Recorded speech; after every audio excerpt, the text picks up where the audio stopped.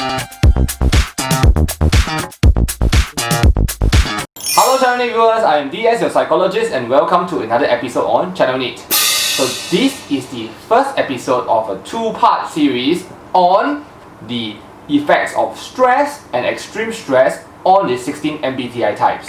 So if you are already familiar with the 16 MBTI types, you will know that the 16 MBTI types each have a dominant function accompanied with an inferior function.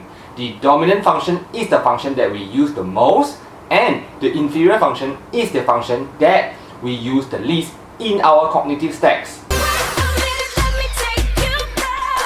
One thing to note is the dominant function and the inferior function form a cognitive pair. They are actually opposites.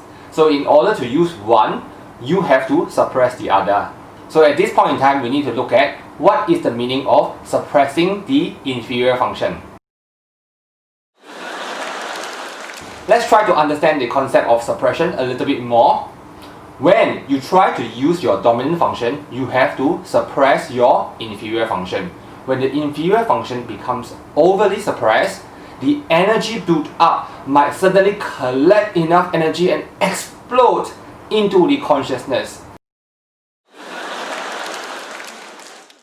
So as you are suppressing your inferior function, it is actually collecting energy from this suppression. When it accumulates enough energy, it will suddenly explode and blow up to the surface, which we call the consciousness. And that is when you realize that you are doing something that is usually what you will not do. Maybe that's what happens when a tornado meets a volcano. All I know is I love you too much.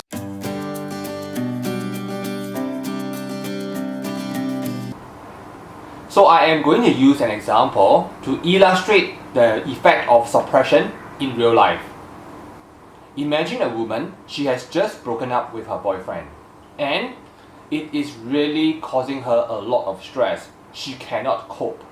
Yeah, shout out to my ex, you're really quite the man. In a bid to cope, she has decided to think of reasons to hate her ex. Now, hate and love are opposites. So in order for you to activate hate, you have to suppress love. In this case, this woman will think of a lot of different reasons to hate her ex. That he is unfaithful, he is a jerk. So she tries to convince herself. However, with love being suppressed, it actually gathers enough energy, and one day it just explodes, usually within 1 week, okay? When this feeling of love, which has been suppressed, bounces back in full force onto the surface, she actually will feel more hurt than ever. You must have heard of the concept of the rebound lover. This is the boyfriend or girlfriend that some people uses in order for them to forget an ex. Just another love can't be found.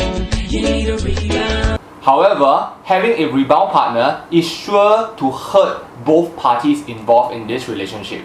Why? It's easy, because the person having a rebound boyfriend or a rebound girlfriend is actually trying to make use of this rebound boyfriend and girlfriend, or rebound boyfriend or girlfriend, to suppress the love for the ex. And when it suddenly just collects enough energy and explodes onto the surface.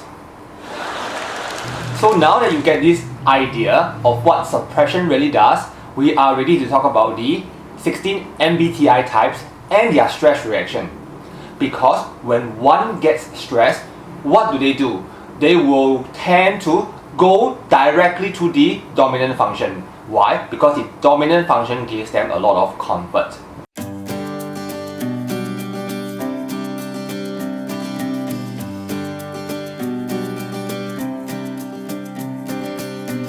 And when you start to rely on the dominant function more, you will have to suppress the inferior function more. And when you really get too stressed, the inferior function that has been suppressed suddenly will collect enough energy and it just explodes onto the surface. And that is when you start to realize that you are doing very atypical stuff. And that is a sign that you are now in a very unhealthy state because you are overstressed.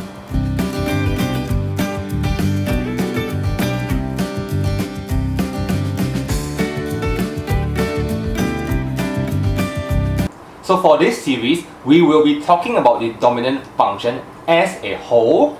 So we will collapse the two MBTI types with the same dominant function and discuss them together.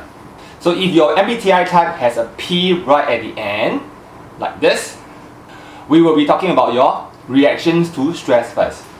Let's start with ENFP and the ENTP. These are the NE users. So NE is their dominant function and SI is their inferior function. When an ENFP or an ENTP becomes stressed, a few things might happen. First, they might become really listless. So these NE dom users may also be at a loss of what they should do, what to do, and they tend to leave things unfinished. And I don't know what to do. Sometimes a very stressed ENFP or an ENTP may just focus on trying to solve other people's problems. It is also possible that a stressed ENFP or an ENTP may try to fill up the calendar. They just want to pack themselves with a lot of work. When an ENFP or an ENTP becomes overstressed, too stressed, then what actually happens is the SI, which is the inferior function, may just explode to the surface. And when that happens, what are some manifestations? When an ENFP or an ENTP becomes overly stressed, they might just want to stay at home. They try to avoid going out altogether. They might only select work that they are the most comfortable with. They are also likely to just want a very long stretch of quiet time.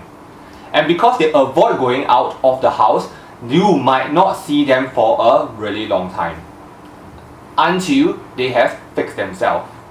I'm sleeping with the ghost of you and me. But once they manage to fix themselves, hopefully they will become normal again. Okay, moving on, let's talk about the ESFP and the ESTP, who both use SE as their dominant function. So NI is their inferior function. An unduly stressed ESFP or ESTP doesn't seem to have a plan at all. They don't even know what they want to do in a week's time. They might indulge in drinking, eating. Tonight, I'ma fight till we see the sunlight. They might spend money very carelessly and won't think of consequences. They might also become self-indulgent and forget their obligations. So it is possible that a very unhealthy ESFP or ESTP suddenly might not turn up for work and declare sick. A stressed ESFP or ESTP may also resist structure and authority. It is also possible that a very stressed ESFP or ESTP might want to go out more often. They might even drag their friends along. Now what happens when an ESFP or an ESTP is overly stressed? Then NI might just explode. The manifestations of this would be that suddenly they might go to an over-planning mode. Suddenly they just feel like they need to plan everything. And with the NI, they also may become very paranoid over what might really go wrong. He says, baby, it's something wrong. Okay, let's talk about the FI DOMs, the ISFP and the INFPs. A stressed ISFP or an INFP may really become very protective of their own ideas. They may also lash out at you if you offer help to them because they don't want your help at all. You need me, man, I don't need you. You need me, man, I don't need you. Not only are they resistant to other people's ideas, when you criticize their ideas, they will also lash out at you. It's my life. It's my life. A stressed out INFP or an ISFP may be dominated by feelings of individuality. They might suddenly feel that they need to commit 100% to themselves. They might want to recluse, and if they are on a project, they want to complete their project alone, by themselves.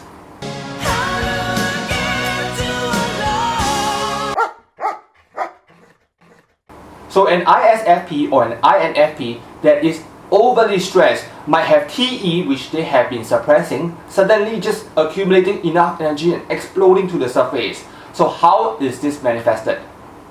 When that happens, it might manifest itself in the ISFP or the INFP suddenly becoming very opinionated. They might order people around. They might also create a 5-year plan because TE is very future oriented.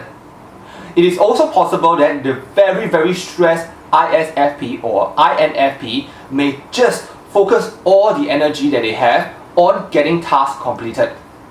Finally, let's come to the ISTP and the INTPs. These are the TI DOMs. So when a TI DOM is stressed, they become very insular. They become committed only to their own ideas. So the ISTP and the INTP may also not take other people's opinions into account because they have become very insular. They only want to see things from their own point of view.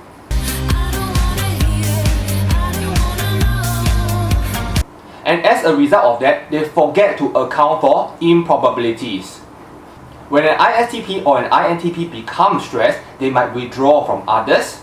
They might also overthink everything and then spiral into self-doubt. What happens when an ISTP or an INTP becomes really overly stressed? Then FE, which has been suppressed, suddenly explodes to the surface. This might manifest itself in a few ways. First, they might become really hung up on things that do not matter. They can also become very sensitive to even very small criticisms, and they will start to act very emotional. I hope that these pointers have helped you in a way to see whether you or the people around you are stressed, especially when you know their MBTI type. When a person is stressed, they might be really over in their dominant function, and sometimes when the inferior function that is suppressed gets blown to the surface, they might also tend to do things that they don't usually do at all. So in our next episode, we will continue to talk about the other 4 types, which are the J types. I hope you really enjoyed this episode and learned something from it. If you have not subscribed, do consider subscribing so that we can continue to add value to you. Okay, I'll catch you in my next episode then. Goodbye!